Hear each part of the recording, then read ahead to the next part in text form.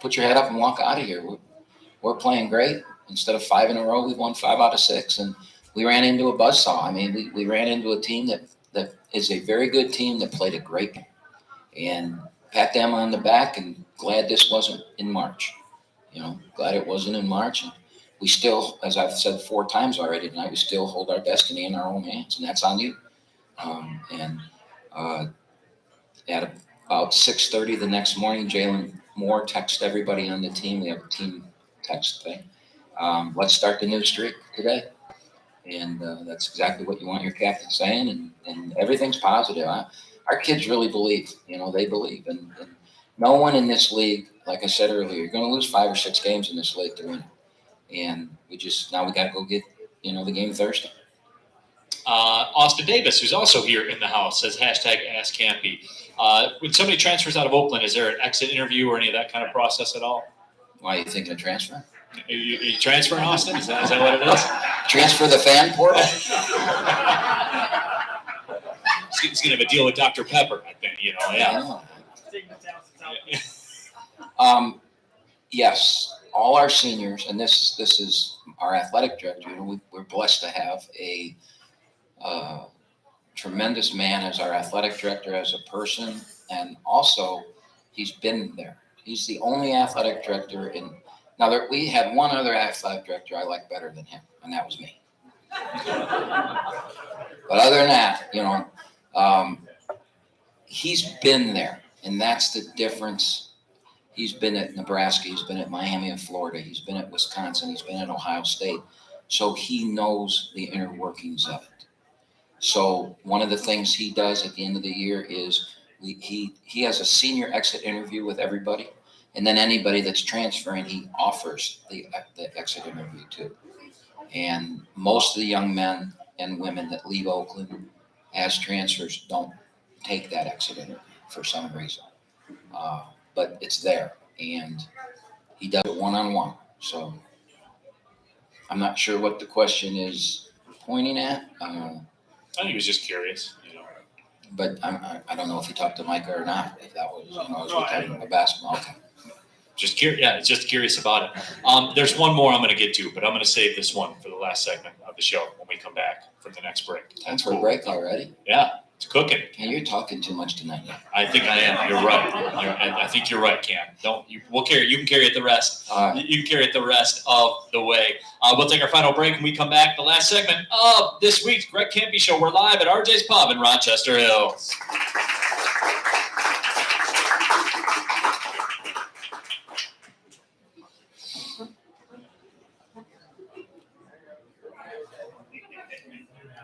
That was just a random thought. Just like, I think it was because at work I saw that, because I had to re-sign the handbook. There's an exit interview. My handbook at work. And then if you leave, you have an exit interview. So I was just wondering if it was like that.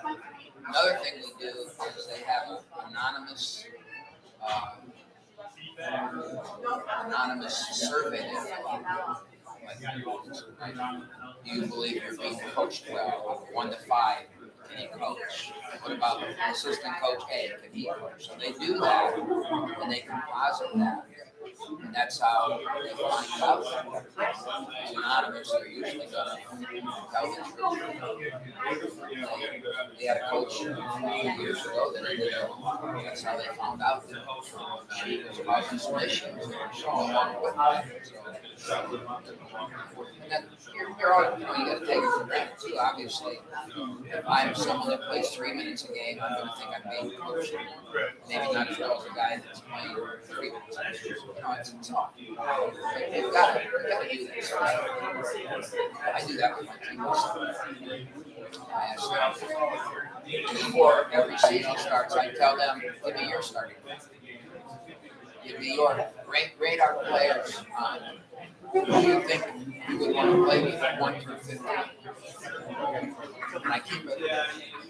They think it's anonymous, but it's not. I make sure I know. But I don't share that with them. I don't share with somebody else. It helps me coach them.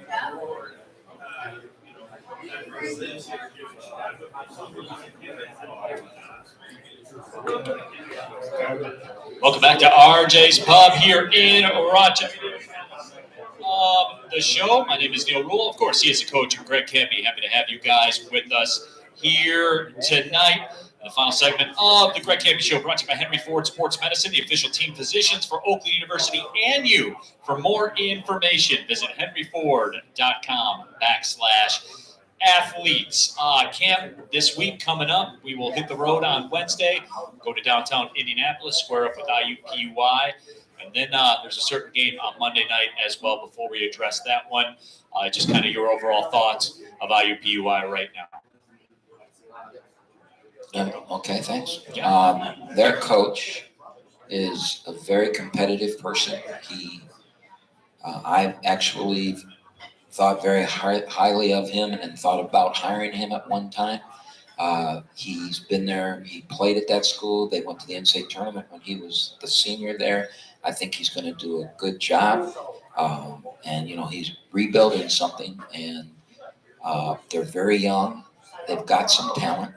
And they're a team that is going to beat, like I said earlier, they're going to beat somebody. And as Smitty said to me when we left the office, we got to make sure it's not us. And that's the whole game. I don't care about how we play. I don't care about anything. We got to find a way to walk out of that arena 1 point ahead. And if we do, then everything's great. Monday night, of course, Detroit Mercy, and I know you got to take care of business with IUPUI, but you're the coach on the media, so I get to talk about that kind of stuff, and the fans are the fans, and they get to think about that kind of stuff, which leads me to the last hashtag Ask Kampe question. This comes from MDFun89. It says hashtag Ask Kampe. What has not happened in the last 2,928 days? How many? 2,928 days. Ohio State hasn't beaten Michigan in football. Somebody else hasn't beaten somebody either, but we're not going to talk about that. But hey, again, Detroit Mercy, Oakland, the crowds, the media. Yeah. It's become an event though, Kampe, and the fans, they are into this, man, because and you've described it as this before. You talk about Michigan, Ohio State. This is our Michigan, Ohio State here. So we talk about beating Detroit. Not every day, but many days out of the year that's discussed, and the players know how I feel about it. They know what the rivalry means to me, and this is a critical game for us this season, but it's also, we have a chance to make history in this game, and we were deprived of that chance last year because of COVID. We didn't get to play there, but we have beaten Detroit 6 consecutive times in that building. That building is one of the historic college basketball campus facilities in the country. The only one that's probably been around longer with more tradition than Callahan Hall is the Palestra in Philadelphia. I went to games as a 4-year-old in Callahan Hall. I was in there when they played Memphis State and sold the place out. I was in there as a player. I was, played against Vitel's teams. And I know the history of that building. And if we win, right now we're tied with Marquette for the longest winning streak in that building. Marquette had it at 6. We tied it 2 years ago, and we won 4 games, or 2 games in that building that night. During COVID, we played back-to-back. So we won those 2 games to give us 6 straight in there. Last year, the game was canceled because of COVID. So this is our chance to break we'll have 7 if we win, and Marquette will have 6. And I don't know how long that building will be around, but it's going to be hard for somebody to break that record. So for me, it's against your arch rival to do something like that would be quite a feather in our camp. And it's a big game for me personally. Yeah, I know, absolutely it is. And we've gone through the annals of time and how that all kind of came to be and all those types of things. But that is a reminder, there will not be a Greg Kampe show next Monday here at RJ's Pub, because we'll all be down at Callahan Hall squaring up with Detroit Mercy. So I know that's what everybody will be doing. So we'll have it down there. We'll have the party down there. Final couple minutes of the show here at camp. Just kind of anything else you got for the people? No. Happy MLK Day, by the way. Yeah, absolutely. So good to be here with you. Yeah, Brian got on campus, and it looked a lot like when he was here. And I explained it to him, well, that's because it's closed. It's changed a lot since you were here, but. What are some of your reactions to what Brian talked about? And you and I don't think we really get into that a lot, like kind of the formative years of Oakland. And I think when you're in it, the way that you're in it, because you've been the coach the whole time, when you're in it that whole time, do you ever go back and think about those things and think about how far this thing has come in that amount of time? Well, no. But what you do is you have interaction like with Brian today, and Brian will find that out as a player in another 15 years when he sees kids that he's coached that are so successful. I mean, he's going in the Hall of Fame and things like that. And you go back and you listen to them and hear what they have to say. It's what makes what you've done in your career so valuable. It's not about, how many rings or anything like that. It's about, like he said, it's not about the games that he remembers. I forgot about that Jeopardy. I think I got that final question right. I mean, I can't believe I missed it. But those are the things, and I'm blessed that the Champagnes are still here. Rizicki, Scott Bittinger, who was the first recruit that I ever had. Last year was honored. I can't remember his award, but I went to the award banquet. He received, I think, a distinguished alumni or something like that. And they did a video of him, and the things he said about playing basketball gave me chills.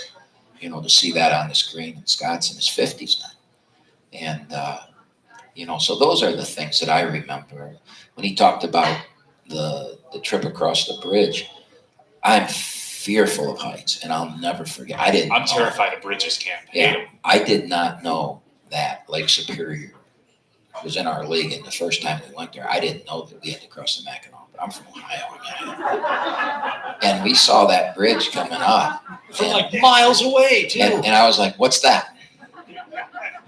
And they were telling me, and I was like, "We're not going over that." And I had read about the Hugo or whatever that car was, Hugo, that got blown off that bridge, right? I'm like, we are not going over that bridge. I mean, we're going to take a boat. There's no boat in January, so I remember putting the blanket over my head, and somebody tapped me on the shoulder when we were over it. I mean, those are the things that I remember. We played up there. Tom Ford became our trainer. And he took the job. We lost our trainer, which is another story, in December. He got there, and the first trip he took was over the bridge. Lake Superior to northern Michigan. The bus heating system broke. Honest to God. And he came from Texas. And halfway between Lake Superior and Marquette, you could write your name in the frost on the inside. The players had gone into their uniform bags and had gotten their game socks and had their game socks, it was so cold on that bus. And there's nothing there. There's we can't stop at even a Motel 6 or something. I mean, there's nothing on that stretch. At least there was 30 years ago. And that's pretty much the same from what I've heard, yeah. But, I mean, those are the things. I mean, Tom Ford, even to this day, we make jokes about that. And, those are what are the valuable things of what we've done. Yes, we want to win, and of course that's the whole purpose of doing this. But years later, this made my day seem bright. Yeah, absolutely. Final minute and a half of the show, Camp. Final minute, actually. What's the last words here for the final minute of the show, Camp? I just want to thank everybody that came out again tonight. It's kind of cool to see the room full and the excitement with going on with Oakland basketball. And I'm happy for my players that they're playing so good. And it's a big week for us. If we get these two, we get to go to Youngstown and see where we're at. And run it back, as they would say. We do get to run it back. We appreciate everybody running it back here from RJ's Pub in Rochester Hills. That'll do it for the Greg Kampe Show. Head coach Greg Kampe. My name is Neil Rule. Thanks, everybody, for listening. Well, see you later.